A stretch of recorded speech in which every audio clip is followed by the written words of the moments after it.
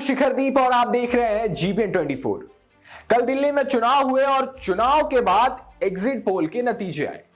लगभग सभी exit poll में बीजेपी की बढ़त दिखाई दे रही है, बीजेपी सरकार बनाती हुई दिखाई दे रही है। अब चुनाव से पहले तो यही लगा था कि आम आदमी पार्टी बीजेपी में टक्कर है और कहीं ना कहीं बाजी आम आदमी पार्टी मार ले जाएगी। लेकिन जब चुनाव के बाद एग्जिट पोल के नतीजे आए तो एक दो को छोड़कर लगभग सभी एग्जिट पोल का यही मानना है कि भारतीय जनता पार्टी इस बार के चुनाव में दिल्ली में सरकार बना सकती है, इतिहास रच सकती है भारतीय जनता पार्टी। वहीं अगर एग्जिट पोल की बात करें तो बीजेपी और आम आदमी पार्टी को तो सीटें मिलती दिखाई दे रही हैं, लेकिन कांग्रेस को एक सीट या दो सीट ही मिलने की संभावना है। हो सकता है कि 0 सीट मिले।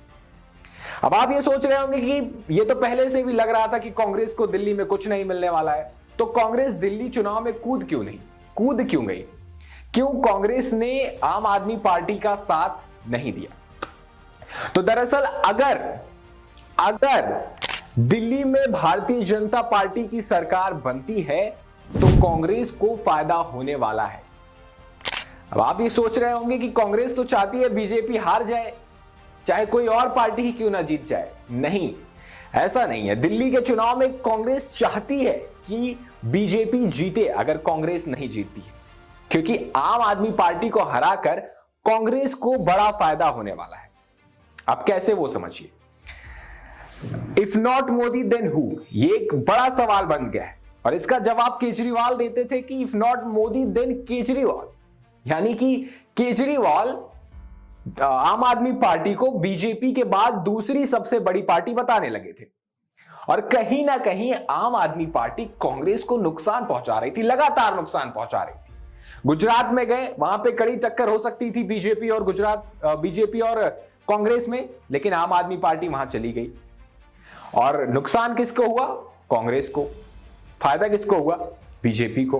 पंजाब में गए, पंजाब में कांग्रेस का सुपड़ा साफ कर दिए, दिल्ली में कांग्रेस का सुपड़ा साफ कर दिए और अब कांग्रेस के लिए आसान हो जाएगा अगर आम आदमी पार्टी दिल्ली में हार जाती है, क्योंकि अरविंद केजरीवाल हर चुनाव में चले जाते हैं और कहते हैं दिल्ली मॉडल देख लीजिए, हम दिल्ली मॉडल करके देंगे।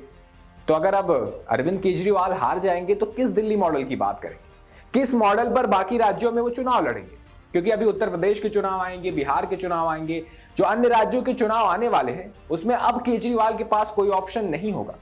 अब वो जाकर राहुल गांधी को कुछ नहीं कह सकते क्योंकि उनके पास कोई ऑप्शन ही नहीं होगा। उनके पास एक ही ऑप्शन होगा कि इंडी गठबंधन जो चाहता है वो वैसा करे।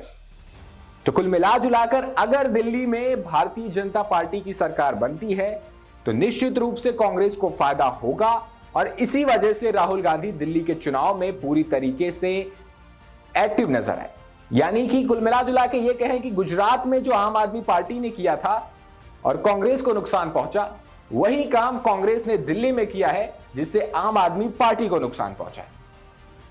खैर, अभी तो एग्जिट पोल के नतीजे आए हैं, कल पता चलेगा कि सरकार किसकी बन रही है।